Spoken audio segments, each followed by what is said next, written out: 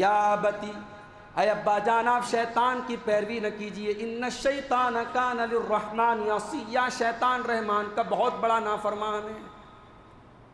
باپ سے ابا جان کہہ کے بڑے پیار سے توحید کی دعوت دیتے ہیں۔ یا ابت لا تعبد الشیطان، اے ابا جان شیطان کی عبادت نہ کیجیے۔ کہتے ہیں ابا جان لم تعبد ما لا يسمع ولا يبصر ولا يغني عنك شيئا، اے ابا جان ایسی چیزوں کی عبادت کیوں کرتے ہیں جو نہ سن سکے، نہ دیکھ سکے، نہ فائدہ نقصان پہنچا سکے۔ ربنا انی اسکنت من ذریتی بواد غیر ذی زرع عند بیتک المحرم ربنا لیقیموا الصلاۃ، اے میرے پروردگار اپنے بال بچوں کو یہاں بسا کر کے جا رہا ہوں، اے اللہ تو ان کو توفیق دینا وہ یہاں نماز قائم کریں۔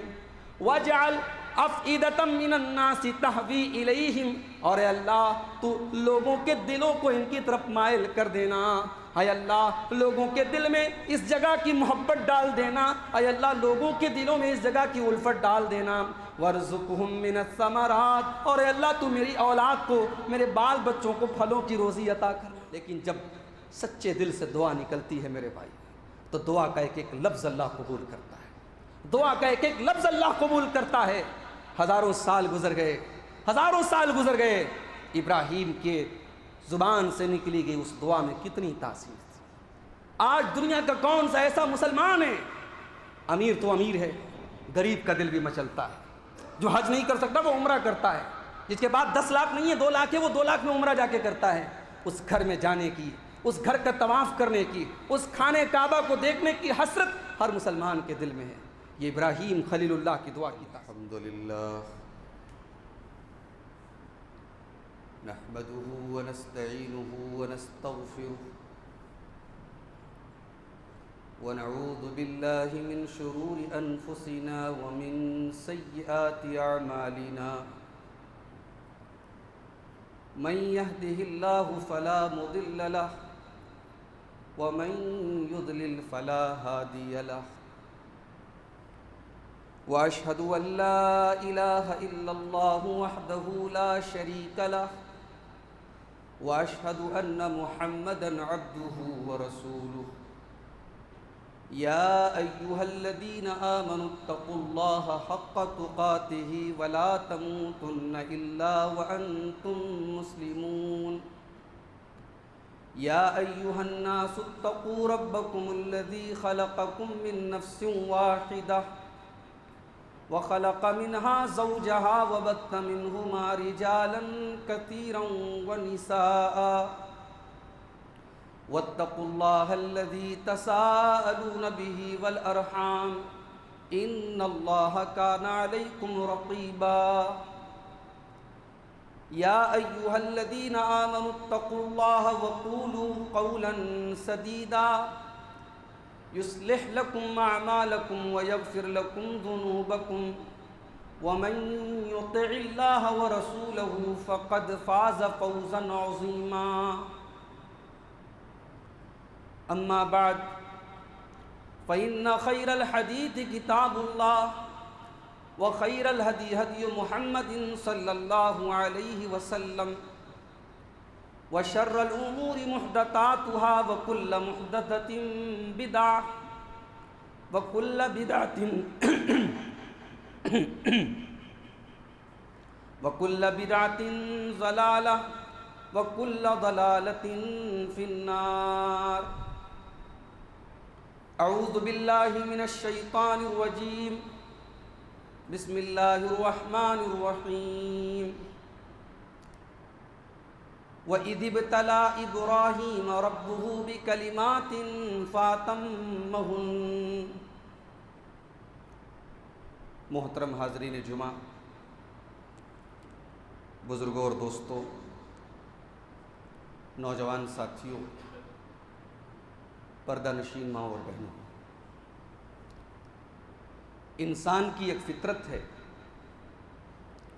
کہ وہ دوسروں کی اقتداء کرتا ہے، دوسروں کو دیکھتا ہے، دوسروں کو فالو کرتا ہے، خاص طور سے جو ہماری نظر میں بڑے ہوتے ہیں، جن کو ہم بڑا سمجھتے ہیں، ہم ان کی اقتدا کرتے ہیں، پیروی کرتے ہیں۔ یہ ایک نیچرل بات ہے، فطری بات ہے۔ اور یہ جو دوسروں کی پیروی ہے، یہ چیز انسان کو کبھی کبھی گمراہ بھی کرتی ہے، اور کبھی کبھی یہی چیز انسان کی نجات کا ذریعہ بھی بنتی ہے۔ جن کو ہم فالو کر رہے ہیں اگر وہ صحیح ہیں اب تو ٹھیک ہے، معاملہ صحیح ہے، اور اگر غلط لوگوں کے پیچھے پڑ گئے تو خود تو ڈوبے ہیں صنم، تم کو بھی لے ڈوبیں گے۔ قرآن مجید کے دوسرے پارے میں اللہ تعالیٰ نے ایسے لوگوں کا ذکر کیا جو غلط لوگوں کی اقتدا کرتے ہیں۔ اذ تبرأ الذین اتبعوا من الذین اتبعوا ورأوا العذاب وتقطعت بهم الاسباب۔ دنیا میں جن لوگوں نے دوسروں کی پیروی کی، جب وہ اللہ کے عذاب کو دیکھ لیں گے اور دنیا کے سارے رشتے ناتے ان کے آنکھوں کے سامنے سے چھٹ جائیں گے، ختم ہو جائیں گے، تب وہ برات کا اظہار کریں گے۔ جن کی پیروی کی گئی تھی وہ کہیں گے اللہ ہم نے ان کو حکم نہیں دیا تھا کہ ہماری پیروی کرو۔ وہ برات کا اظہار کریں گے۔ وقال الذين اتبعوا لو ان لنا كرة فنتبرأ منهم كما تبرؤوا منا۔ جن کی پیروی کی گئی وہ الگ پلہ جھاڑیں گے، اور پیروی کرنے والے کہیں گے کہ اے اللہ کاش دنیا میں ایک موقع تو اور دے دیتا، تو جیسے آج یہ ہم سے پلہ جھاڑ رہے ہیں ہم بھی اپنا دامن ان سے چھڑا لیتے۔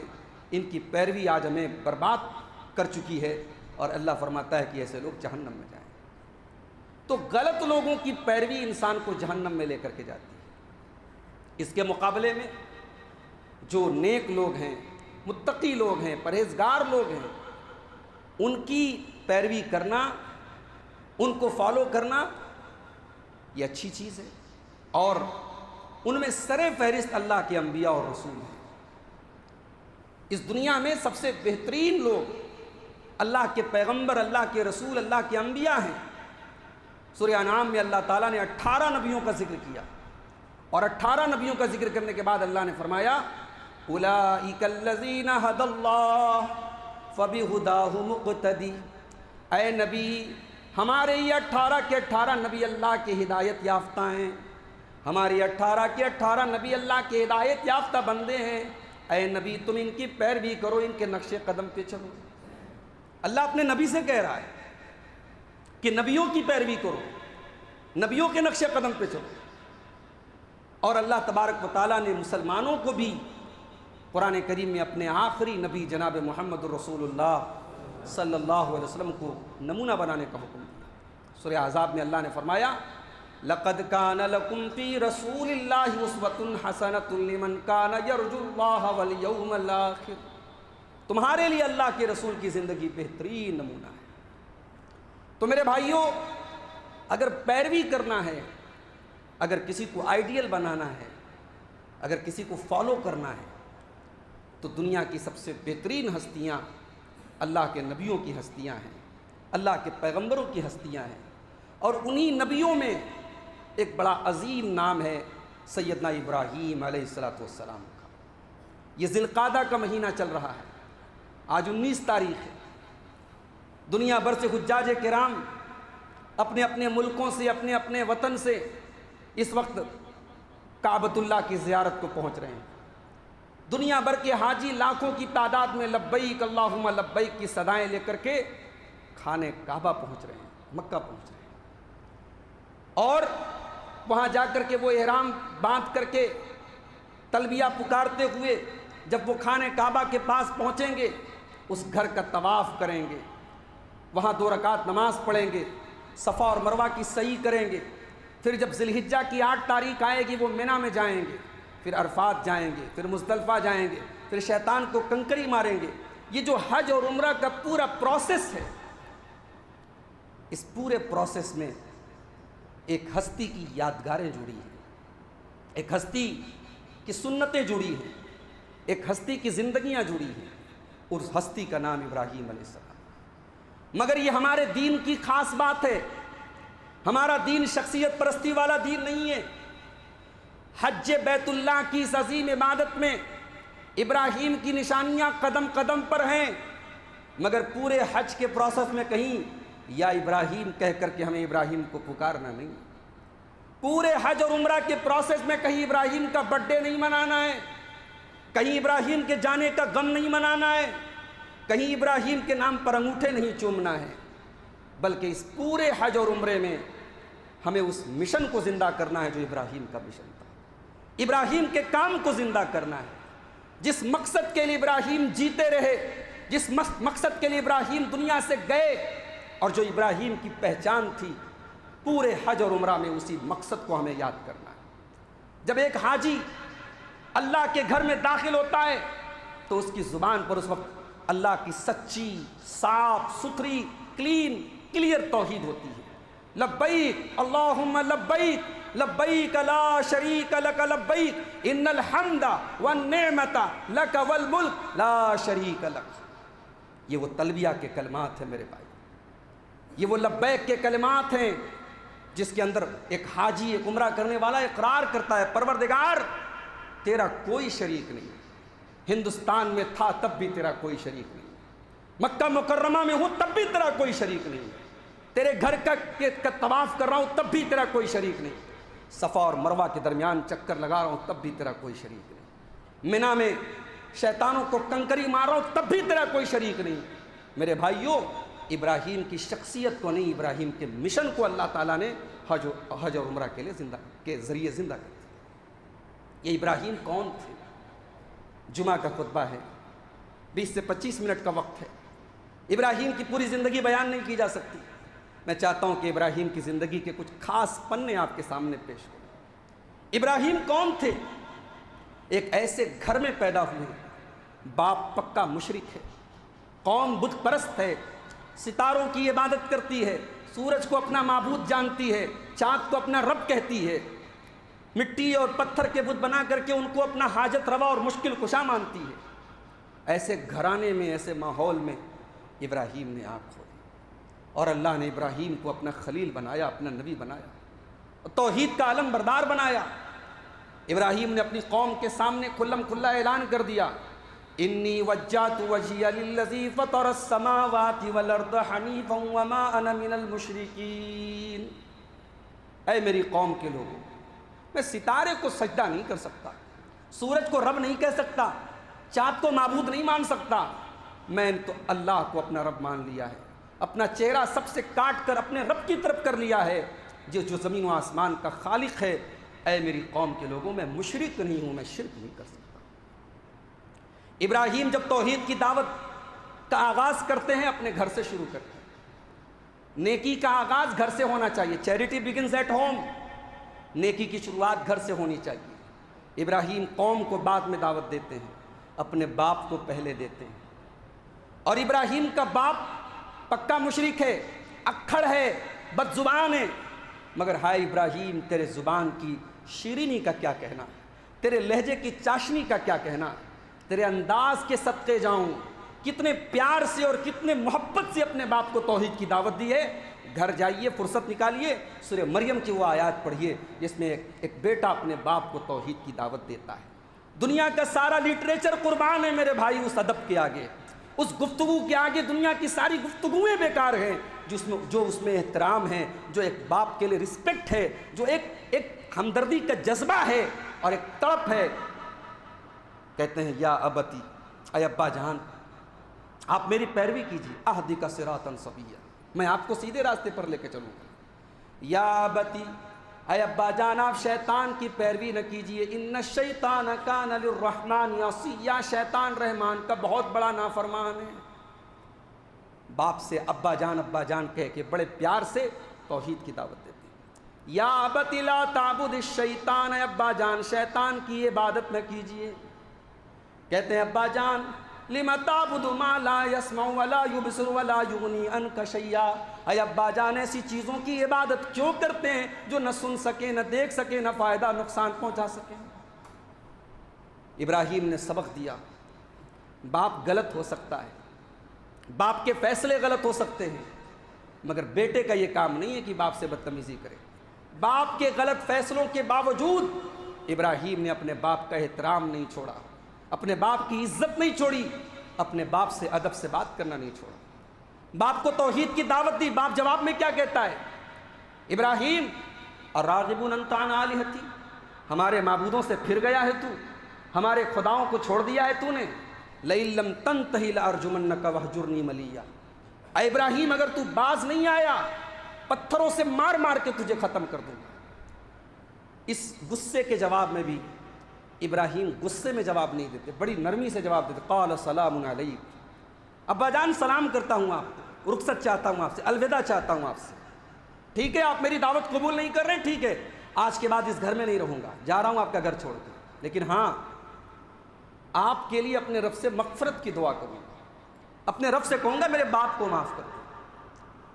وعدہ تو کر لیا اپنے باپ سے، لیکن جب باپ کی مغفرت کے لیے دعا کے لیے ہاتھ اٹھائے، اللہ نے کہا ابراہیم تمہارا باپ تو مشرک تھا، تمہارا باپ مشرک تھا اور مشرک کے لیے مغفرت کی دعا نہیں کر سکتے. تب حضرت ابراہیم نے اپنے باپ کی مغفرت کا جو وعدہ کیا تھا اس کے لیے اللہ سے معافی مانگی اور برات کا اظہار کیا کہ اے اللہ میرا اپنے باپ سے کوئی تعلق نہیں، اپنے باپ کے لیے اب میں مغفرت کی دعا نہیں کروں. تو ایک بہترین باپ کا کردار، ایک بہترین اولاد کا کردار نبھا کر کے دکھایا حضرت ابراہیم علیہ السلام. اور آگے بڑھیے، ابراہیم کی زندگی کی قربانیاں دیکھیے. قوم کے لوگوں نے جب ابراہیم علیہ السلام کو پکڑا کہ ہمارے معبودوں کی بری درگت کس نے کی، ہمارے معبودوں کو کس نے توڑا، ہمارے بتوں کو کس نے توڑا، کسی نے کہا ایک نوجوان ہے جس کا نام ابراہیم ہے، اسی کا یہ کام ہو سکتا ہے. بلایا گیا ابراہیم کو. اے ابراہیم کیا تم نے یہ کام کیا ہے؟ ابراہیم توحید پرست تھے، توحید والے تھے، مگر حکمت بھی جانتے تھے. توحید کی دعوت بے وقوفی کا نام نہیں ہے، توحید کی دعوت جذباتیت کا نام نہیں ہے. نہ ماحول دیکھو، نہ آؤ دیکھو، نہ تاؤ دیکھو اور کھڑے ہو جاؤ توحید کی دعوت دینے کے لیے. نہیں میرے بھائی، ہر ماحول کے اپنے تقاضے ہوتے ہیں. ابراہیم علیہ السلام اگر جذباتی نوجوان ہوتے کھڑے ہو کے کہتے ہاں میں نے توڑا ہے بتوں کو، بولو کیا کرتے ہو، مگر اس سے مسئلہ نہیں حل ہوتا. ابراہیم چاہتے ہیں میں ان کے شرک کی تابوت میں آخری کیل ٹھوک دوں، ان کے شرک کو ملیا میٹ کر دوں اور دلائل کے ذریعے ان کے شرک کا خاتمہ کر دوں. اس لیے بڑی حکمت کے ساتھ کہتے ہیں میں نے کہاں توڑا ہے بھائی، بڑے والے نے توڑا ہے، دیکھو بل فعلہ کبیرہم ھذا، سب ٹوٹ گئے، بڑا والا سلامت ہے، اسی نے توڑا ہے. فسألوہم ان کانوا ینطقون، اس سے پوچھو اگر یہ بول سکتے ہیں.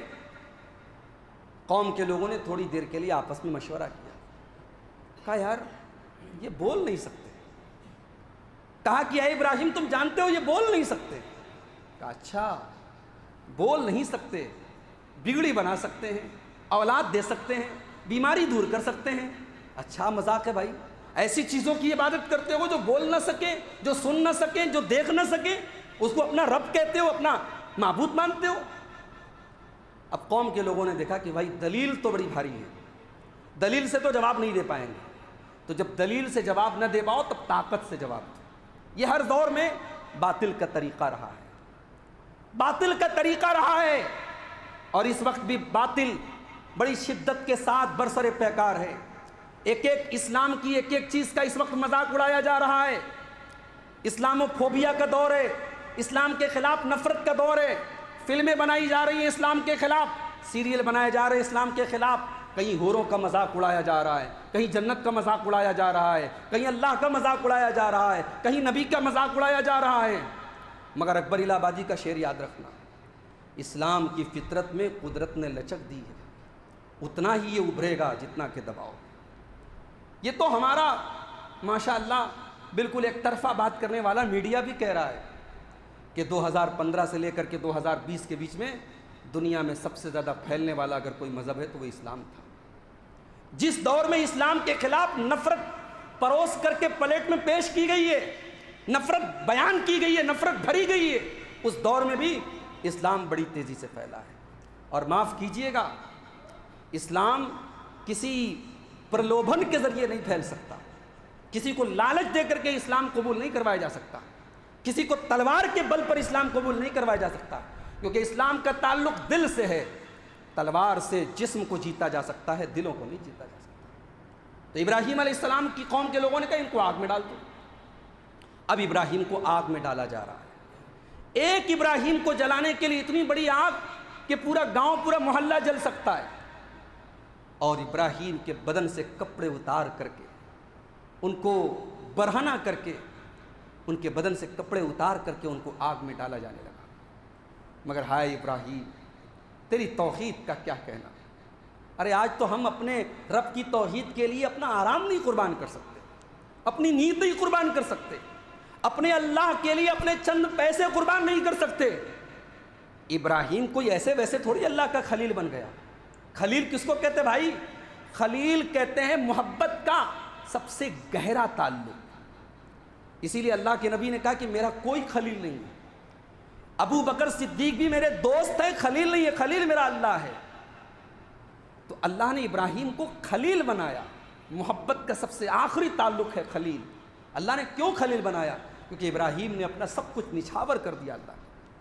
آگ میں جا رہے ہیں، نہ ماتھے پر بل ہے، نہ زبان پر کوئی شکوہ ہے، ایک ہی جملہ ہے، حسبی اللہ و نعم الوکیل، اللہ میرے لیے کافی ہے، اللہ بہترین کارساز ہے، اللہ سے بہترین مدد کرنے والا کوئی نہیں ہے۔ اللہ چاہتا تو ہواؤں کو بھیج دیتا کہ جاؤ آگ کو بجھا دو، اللہ چاہتا بارش کے فرشتوں کو کہتا بارش برسا دو، آگ کو بجھا دو، مگر آج اللہ نے ڈائریکٹ آگ سے کہا قلنا یا نار کونی بردا وسلاما علی ابراہیم، اے آگ تو میرے خلیل کے لیے ٹھنڈی ہو جا اور سلامتی والی ہو جا ابراہیم کے لیے۔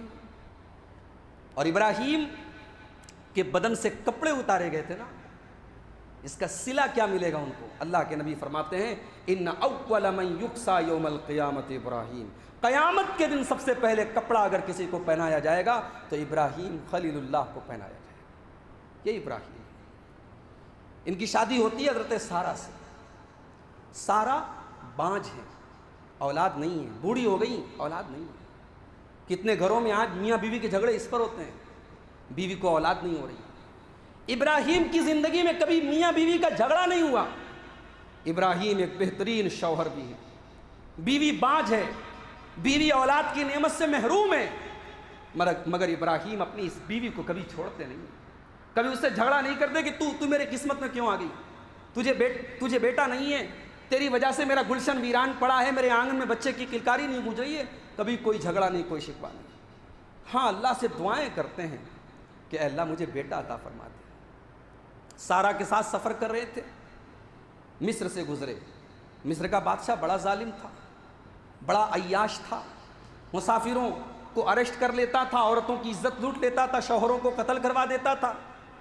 ابراہیم علیہ السلام اور ان کی بیوی بھی گرفتار ہو گئے۔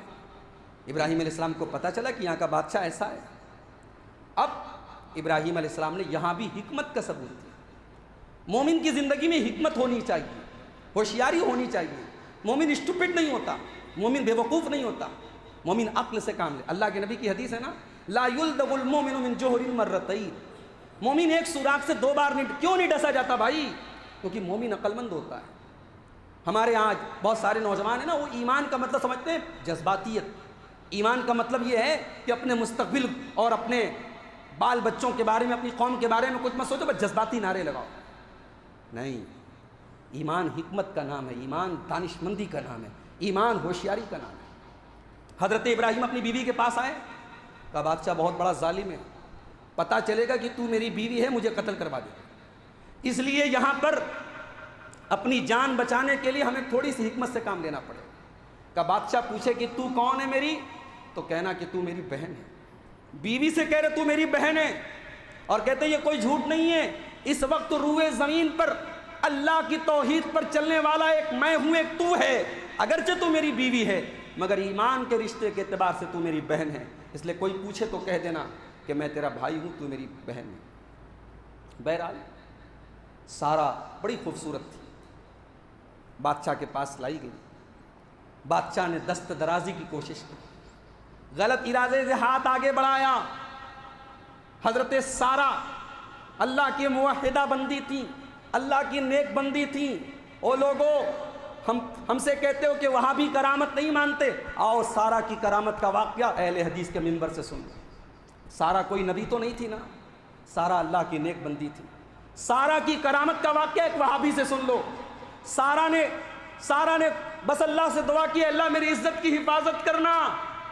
بادشاہ نے ہاتھ آگے بڑھایا, بخاری کے الفاظ ہیں, بادشاہ پتھر ہو گیا, ہاتھ آگے بڑھ ہی نہیں رہا ہے. کہتا ہے کہ ایک کام کر, تو دعا کر دے میرا ہاتھ پھر سے صحیح ہو جائے, میں تجھے ہاتھ نہیں لگاؤں. سارا چاہتی بھاگ جاتی, مگر ایمان والوں کے دل بھی بڑے نرم ہوتے ہیں. سارا نے دعا کر دی, اے اللہ اس کے ہاتھ کو ٹھیک کر دو. بادشاہ ٹھیک ہو گیا. جب ٹھیک ہو گیا پھر سے غلط ارادے سے ہاتھ آگے بڑھایا. پھر حضرت سارا کی کرامت دیکھیے, اللہ نے پھر اس کا بدن اور ہاتھ پتھر کا کر دیا. 3 بار ایسا ہوا. تیسری بار بادشاہ نے کہا جاؤ یہاں سے, تم کون شیطان میرے پاس آ گیا, جاؤ یہاں سے. اور بادشاہ نے اپنی ایک کنیز جس کا نام ہاجرہ تھا وہ حضرت سارا کو گفٹ کے طور پہ دے دیا کہ جاؤ تم نے مجھے میری جان بچا لی ایک طریقے سے, جاؤ میں یہ گفٹ تمہیں کرتا ہوں. اور جب حضرت سارا ہاجرہ کو لے کر کے آئی ہیں تو شوہر اپنی بیوی کی عزت و آبرو کی حفاظت کے لیے کچھ نہیں کر سکتا تھا, اللہ سے دعا تو کر سکتا تھا نا. ابراہیم نماز پڑھ رہے تھے, ابراہیم نماز پڑھ رہے تھے, اور سارا جب پہنچی ہیں تو دور سے اپنے شوہر کو نماز پڑھتا ہوا دیکھ کر کے کہتی ہیں رد اللہ قید الفاجر واقدم ہاجر, اے میرے شوہر اللہ تعالیٰ نے کافر کی چال کو ناکام کر دیا اور ہمیں گفٹ کے طور پر ہاجرہ دیا ہے. اور حضرت ابراہیم علیہ السلام نے تب جا کر کے سلام پھیرا اور اپنی بیوی کی عزت کی حفاظت پر اللہ کا شکر ادا کیا, ایک بہترین شوہر کا کردار ادا کیا. پھر حضرت سارا نے حضرت ہاجرہ کو اپنے شوہر کو دے دیا کہ یہ مجھے گفٹ کے طور پر ملی ہے, میں آپ کو ہبہ کرتی ہوں. اور حضرت ابراہیم حضرت ہاجرہ کو اپنی زوجیت میں لیتے ہیں, ان سے نکاح کرتے ہیں. اور پہلی اولاد جو حضرت ابراہیم کو پیدا ہوتی ہے اسماعیل علیہ السلام کی شکل میں, وہ حضرت ہاجرہ کے پیٹ سے پیدا ہوتی ہے. اور جب یہ اولاد پیدا ہوتی ہے تو اللہ تبارک و تعالیٰ آزمائشوں کا ایک بڑا طویل سلسلہ چلتا ہے. اللہ تعالیٰ حکم دیتا ہے کہ جاؤ اپنی بیوی ہاجرہ کو اور اپنے بچے اسماعیل کو مکہ میں چھوڑ کے چل جاؤ. وہی مکہ جو آج لاکھوں لوگوں کا مرکز ہے, ساری دنیا کے حاجی اور عمرہ کرنے والے پروانوں کی طرح جس مکہ میں پہنچ کے خانہ کعبہ کا طواف کرتے ہیں, اس وقت خانہ کعبہ کی عمارت بھی ٹوٹی ہوئی تھی. خانہ کعبہ کا صرف نشان بچا تھا اور وہاں کوئی آبادی بھی نہیں تھی, بے آب ہو گیا سرزمین تھی. ابراہیم اپنی بیوی ہاجرہ کو لے کر کے وہاں پہنچے اور جب چھوڑ کر کے جانے لگے, ہاجرہ نے پوچھا کس کے حوالے کر کے جا رہے؟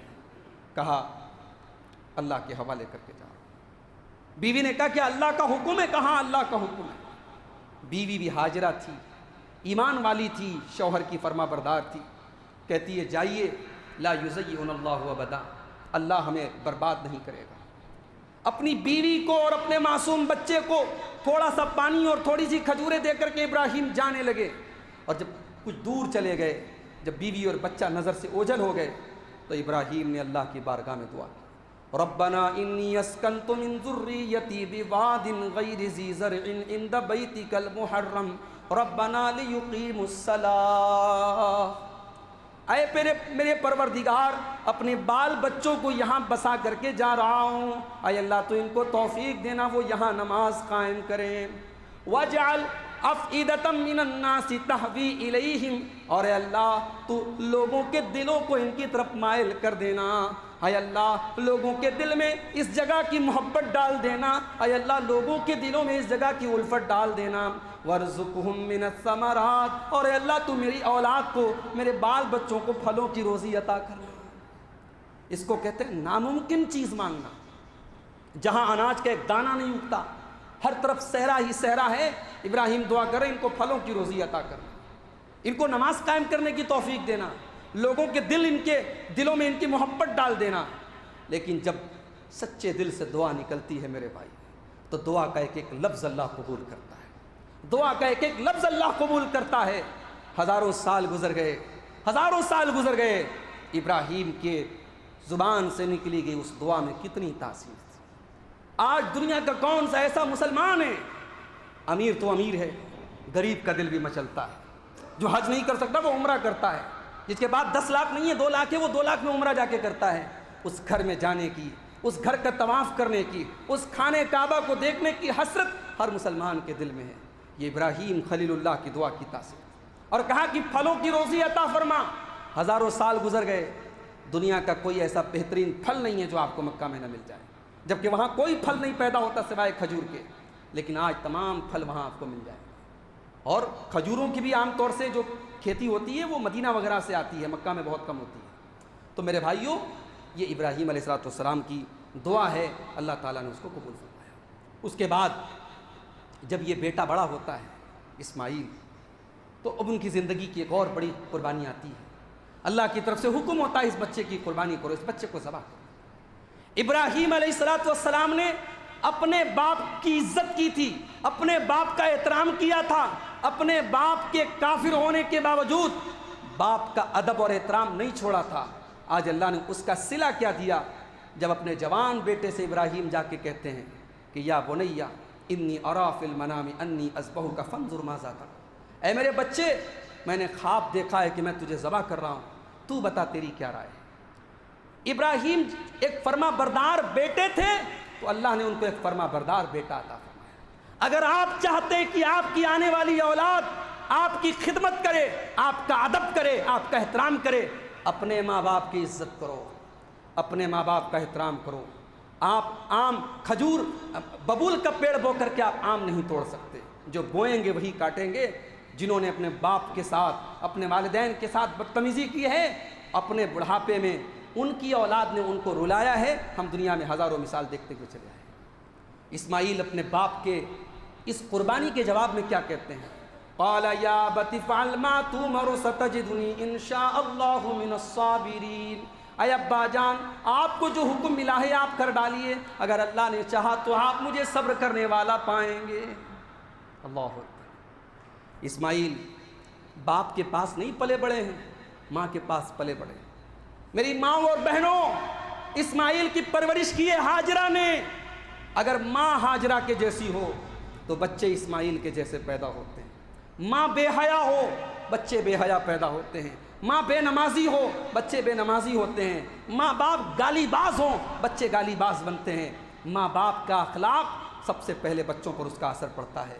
یہ اسماعیل کی ماں کا کمال تھا، یہ حضرت ہاجرہ کا کمال تھا۔ اور میں اس اللہ کی بندی کو یاد کرتا ہوں میرے بھائی، تو کبھی کبھی دل تڑپ اٹھتا ہے۔ حج کرنے والا حاجی جب جاتا ہے نا تو صفا مروہ کے درمیان چکر لگاتا ہے، اور صفا مروہ کے درمیان کبھی آپ کو موقع ملے، اللہ زندگی میں ہم سب کو ایک مرتبہ موقع دے، جب آپ جائیں گے صفا مروہ کے درمیان چکر لگانے، تو بیچ میں ایک جگہ ہے جہاں گرین لائٹ لگی ہے، وہاں صحیح کرنے والے کو حکم ہے یہاں جلدی جلدی دوڑو، یہاں تیز تیز دوڑو۔ یہاں اسماعیل کی ماں تیز تیز دوڑی تھی، تمہیں بھی تیز تیز دوڑنا ہے۔ اسماعیل کی ماں دوڑی تھی اپنے بچے کو پانی پلانے کے لیے، اور تم دوڑو صفا مروہ کے درمیان کہ اے اللہ، بڑی دور سے آیا ہوں، بڑا گنہگار ہوں، اے اللہ، صفا مروہ کے درمیان دوڑ رہا ہوں، اے اللہ میرے گناہوں کو معاف فرما دے۔ آپ اپنے گناہوں کی مغفرت کے لیے دوڑیں گے۔ اسماعیل کی ماں کا دوڑنا اتنا مبارک ہوا کہ اللہ نے قیامت تک کے حج اور عمرہ کا اس کو شعار بنا دیا۔ ان الصفا والمروۃ من شعائر اللہ، اللہ نے فرمایا کہ صفا اور مروہ اللہ کی نشانیوں میں سے ایک نشانی ہے۔ فمن حج البیت او اعتمر فلا جناح علیہ ان یطوف بہما، جو حج اور عمرہ کرے اسے چاہیے کہ وہ صفا مروہ کے درمیان چکر لگائے۔ میرے بھائیوں، اسماعیل کی ماں کی تربیت کا یہ اثر تھا، اسماعیل نے اپنے باپ کو یہ جواب دیا۔ بہرحال حضرت ابراہیم ایک بہترین باپ بھی تھے، ایک بہترین باپ بھی تھے۔ یہ الگ بات ہے اللہ کے حکم پر بچے کی قربانی کے لیے تیار ہو گئے، لیکن جب بیٹے کی گردن پہ چھری چلانے لگے، اللہ نے کہا ابراہیم تم نے اپنا خواب سچا کر دکھایا، تیرے بیٹے کا خون بہانا مقصد نہیں تھا۔ اللہ نے اسماعیل کو بچا لیا۔ اور بعد میں جب حضرت ابراہیم اپنے بیٹے سے ملنے کے لیے بعد میں مکہ میں آتے ہیں، اسماعیل کی شادی ہو چکی ہے، اسماعیل کی بیوی سے ملاقات ہوتی ہے، اور ابراہیم علیہ السلام ایسا محسوس کرتے ہیں کہ یہ بیوی دیندار نہیں ہے، یہ بیوی نیک نہیں ہے، یہ بیوی اللہ کی فرما بردار نہیں ہے۔ تو ابراہیم علیہ السلام یہ چھوڑ کر کے نظر انداز نہیں کر دیتے، چھوڑو یار، میں یہاں تھوڑی رہتا ہوں، میں تو بہت دور رہتا ہوں، اگر یہ فرما بردار ہے تو میری بلا سے میرا بچہ دیکھ لے گا، مجھے کیا فرق پڑتا ہے۔ کہا کہ بیٹا شوہر آئے تو کہہ دینا کہ چوکھٹ بدل لے۔ اپنے بیٹے کی میریٹل لائف کو سنوارنے کی، اپنے بیٹے کے گھر کو بسانے کی اور اپنے بیٹے کے گھر کی فکر ابراہیم ہزاروں کلومیٹر دور، سینکڑوں کلومیٹر دور رہ کر کے بھی کرتے ہیں۔ اور کہتے ہیں کہ بیٹا اپنے شوہر سے کہنا چوکھٹ بدل دے، اور جب فرما بردار اور دیندار بیوی آتی ہے تو کہتے ہیں بیٹا اپنے شوہر سے کہنا کہ چوکھٹ بہت اچھی ہے، اس کو قائم رکھے۔ تو ایک بہترین باپ کا کردار بھی حضرت ابراہیم نے ادا کیا ہے۔ میرے بھائیوں، وقت ختم ہو چکا ہے۔ ابراہیم علیہ السلام کی سیرت کے کچھ اور بھی پہلو ہیں، انشاءاللہ پھر موقع ملا تو ہم ان پہلوؤں کو بیان کریں گے۔ ان کے سینے میں اللہ تعالیٰ نے ایک بڑا درد مند دل بھی رکھا تھا۔ جب حضرت لوط کی قوم پر اللہ کا عذاب نازل کرنے کے لیے فرشتے آتے ہیں، حضرت لوط کون تھے؟ ابراہیم علیہ السلام کے بھتیجے تھے، اور لوط علیہ السلام کی قوم بڑی واہیات قوم تھی، بدتمیز قوم تھی، گندی قوم تھی، مرد کے ساتھ بدفعلی کرتا تھا، تعلق قائم کرتا تھا۔ جب فرشتے اللہ کا عذاب لے کر کے آئے تو قرآن کہتا ہے کہ ابراہیم ہمارے فرشتوں سے جھگڑا کرنے لگے، فرشتوں سے جھگڑا کرنے لگے کہ نہیں، معاف کر دو، جانے دو، نظر انداز کر دو، ایک موقع اور دے دو۔ یعنی ابراہیم اتنے حلیم تھے، اتنے بردبار تھے، ان کے سینے میں اتنا درد مند دل تھا کہ اس خبیث قوم پر بھی اللہ کا عذاب نازل ہو، یہ ابراہیم کو گوارا نہیں تھا۔ ابراہیم کی سیرت کا ایک پہلو یہ بھی ہے کہ وہ بڑے حلیم، بڑے بردبار اور بڑے رحم دل آدمی تھے۔ آئیے ہم اللہ سے دعا کریں، رب العالمین ہمیں ابراہیم کے نقش قدم پہ چلنے کی توفیق عطا فرما۔ اے اللہ، ابراہیم کی طرح ہمیں توحید کا علم بردار بنا دے، توحید پر چلنے والا اور توحید پر مرنے والا بنا دے، مرتے دم تک توحید پر قائم رہنے والا بنا دے۔ اے اللہ، ہر قسم کے شرک سے ہماری حفاظت فرما۔ اے اللہ، اپنے دین کے لیے ہمارے اندر بھی قربانی کا جذبہ پیدا فرما۔ اے اللہ، جو ہم میں بیمار ہیں ان کو شفاء کامل عاجل عطا فرما۔ ہمارے بڑے ابا حاجی عبدالحفیظ صاحب کی بھی طبیعت اس وقت بڑی ناساز ہے، ان کے حق میں بھی دعا کریں، اللہ ان کو شفاء کامل عاجل عطا فرمائے۔ جو لوگ بھی بیمار ہیں اللہ سارے بیماروں کو، سارے مریضوں کو صحت و عافیت عطا فرمائے۔ حجاج کرام کے قافلے اس وقت مکہ مکرمہ کی طرف روانہ ہو رہے ہیں، دعا کیجیے اللہ تمام حجاج کو، تمام عمرہ کرنے والوں کو صحت و سلامتی کے ساتھ ارکان کو ادا کرنے اور صحت و سلامتی کے ساتھ واپس لوٹنے کی توفیق عطا فرما۔ رب العالمین، اس وقت کاروباری حالات بھی بڑے دیگرگوں ہیں، بڑے پریشان ہیں لوگ، بنارس سے بڑی تعداد میں لوگ دوسرے شہروں کا رخ کر رہے ہیں۔ اللہ تعالی ہمارے کاروبار کی رونق کو پھر سے لوٹا دے، اللہ ہماری روزی روٹی میں برکت عطا فرمائے، اللہ حلال روزی ہم سب کو عطا فرمائے، جب تک دنیا میں زندہ رکھے، اسلام پر زندہ رکھے، اور ہم سب کا خاتمہ ایمان پر ہو، آمین۔ وآخر دعوانا الحمدللہ رب العالمین۔